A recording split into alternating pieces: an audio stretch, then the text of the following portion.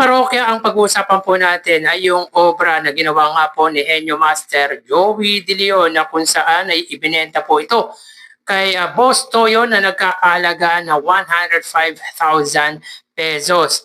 Subalit mga kaparokya, ayon kay Boss Toyo ay hindi pa daw po nag-iinit sa kanyang gallery ay meron na pong bumili ng painting ni Henyo Master Joey De Leon. Matatandaan mga kaparokya ay binenta po ito ng mag-ama. Anyway mga parokya, bago natin talakayin yan, ako nga po pala si Mervin, the man behind Kaparokya TV. So yun nga po mga kaparokya, bago natin pag-usapan ang ating main topic ay ibabahagi ko po muna sa inyo yung views ng dalawang pananghaliang programa last Saturday. Ito po mga parokya ay yung late night viewership kung saan mga kaparokya ay mga OFW ang siyang viewers po natin dito. So dito mga kaparokya, as of 1:30 ito po ay yung madaling araw po ng linggo. Ang It Showtime po ay may 317,851 views at ang It Bulaga po ay may 463,997 views. So dito mga parokya, makita po natin ang pagitan ng dalawang pananghaliang programa ay 146,146 views. So pagdating sa mga viewers na OFW ay lamang na lamang mga kaparokya ang noontime show ng Legendary Trio. So hindi po talaga kaila mga kaparokya, pagdating sa views overseas ay nakalalamang pa rin po ang noontime show ng iconic trio na It Bulaga. Mga parokya, disclaimer lang po, mostly po ng viewers natin dito, pag late night viewership na ginagawa po natin, ay yung mga working abroad na hindi po nakakapanood ng live ng dalawang pananghaliang programa. So ulitin natin, ang It Showtime po ay may 317,851 views at ang It Bulaga ay may 463,997 views. So pagdating naman po mga kaparokya sa ads ng It Bulaga, breaking po ito mga kaparokya sapagkat nalagpasan po nito yung 49 ads na pinakamataas ng It Bulaga buhat ng matagal po nilang pagbaba pagdating sa ads na lumalabas sa kanila. So last Saturday ay meron po silang total of 60 ads.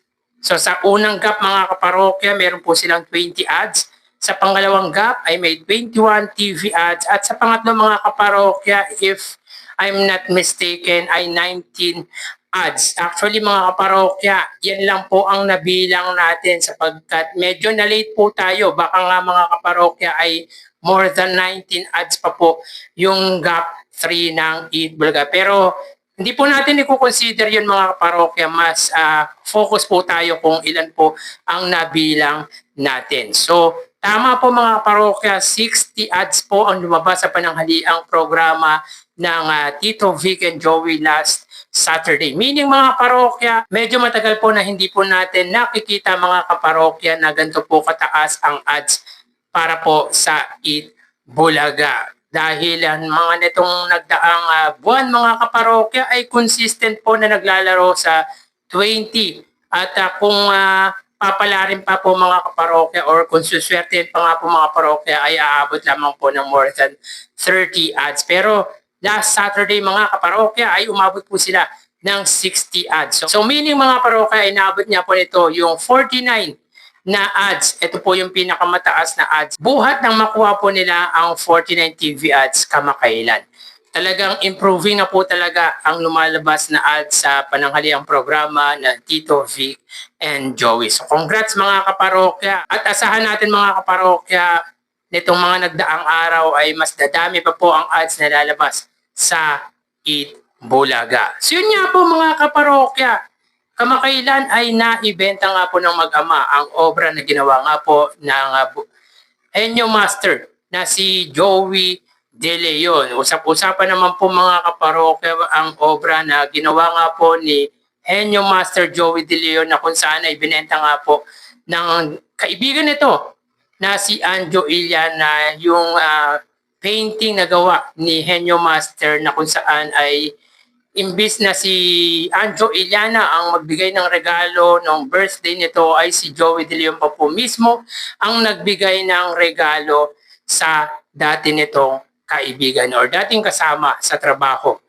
So yun nga po mga kaparokya, na ibenta nga po ng mag-ama yung painting na gawa nga po ni Henyo Master sa halagang 105,000 pesos. Pero ayon niya sa caption ng Facebook page ni Boss Toyo na Pinoy Pawn Star ay hindi pa daw po nag-iinit or hindi pa daw po nag-iinit sa museum ay na-sold na po agad ang obra or yung painting nga po ni Henyo Master. At kung makikita nyo po mga parokya ay may 2, ibig sabihin 200,000 pesos ang halaga ng napagbentahan or ng bumili. 200,000 mga kaparokya. Hindi pa po dito mga kaparokya natin alam kung magkano po talaga yung total price nito sapagkat puro X ang makikita po natin sa unahan or after ng 2 ay puro X na po ang makikita natin sa numbers na nakalagay po dito. So pinapakita lang po dito mga kaparokya na iba po talaga ang halaga na gawa or ginagawa nga po ng Tito, Vic, and Joey. Partikular nga po mga kaparokya ni Henyo Master dahil pinapahalagahan niya po o talagang or para po sa bumili nito mga kaparokya ay napakahalaga ng painting na ginuhit nga po mga kaparokya ni Henyo Master Joey De Leon. Actually mga kaparokya, habang tumatagal ay mas lumalaki ang value ng isang bagay. Kumbaga mga kaparokya, Joey De Leon na po yan eh. Talagang maalamat na po ang Henyo Master. How much more pa mga kaparokya kung tatagal pa lalo ito? Mas tataas pa po yung value ng painting na gawa nga po ni Joey De Leon. Yun nga mga kaparokya ang mali ni Anjo Iliana dahil ibinenta nga po nito yung painting na gawa ng kanyang dating kaibigan na si Joey De Leon. Ewan natin mga kaparokya, siguro ay sobrang gipit ni Anjo Iliana at nagawa po nito na ibenta kay Boss Toyo yung gift na bigay po sa kanya ni Henyo Master Joey De Leon. Ako bilang kaibigan mga kaparokya, paghahalagahan ko ang pagkakaibigan ko ay hindi ko ibibenta yung bigay sa akin ng aking kaibigan. Pero mga kaparokya, baka sobrang kailangan ni Anjo Iliana ang pera dahilan kung bakit ibinenta nito ang painting na bigay sa kanya ni Henyo Master sa halagang 160,000 pesos. So na-auction niya po yun mga kaparokya, yung binenta ni Anjo Iliana kay Boss Toyo at nagkakahalaga rin po mga kaparokya ng 160,000 pesos. Pero ang kainaman kasi niyan mga kaparokya pag tumagal mas tumataas pa po ang value. Tulad niya po mga kaparokya ng nasold kaagad or na bili po kaagad yung painting na ibinenta ng mag-ama kay Boss Toyo sa halagang mahigit siguro mga parokya, mahigit 200,000 ito. So dumoble pa po yung presyo na kinuha ni Boss Toyo sa mag-ama dahil from 105,000 pesos ay 200 or more than 200,000 pesos ang napagbentahan ni Boss Toyo ito. Well mga kaparokya, ganyan po talaga ang business at yan naman po talaga ang linyaan ni Boss Toyo. Pero ang pinaka-importante kasi dito mga kaparokya ay yung value. Kung sino nga po mga kaparokya ang gumuhit nito. At knowing naman mga kaparokya, Joey De Leon is Joey De Leon. The legend po yan mga kaparokya. Kaya mabilis at hindi po talaga magdadalawang isip yung mga bibili gawa nga po ni Henyo Master. Of course mga kaparokya ng Tito Vic and Joey, yung mga likha ng mga ito. Hindi po magdadalawang isip, lalo na yung mga fans nito, yung mga sumusuporta, yung mga solid fans ng legendary trio.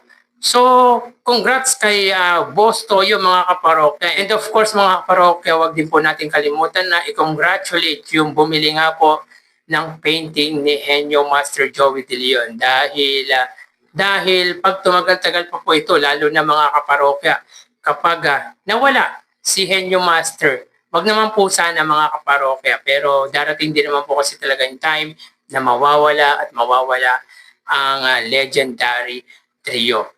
Pag dumating yung time na yun mga kaparokya, baka mas tumaas pa po yung value ng painting na gawa nga po.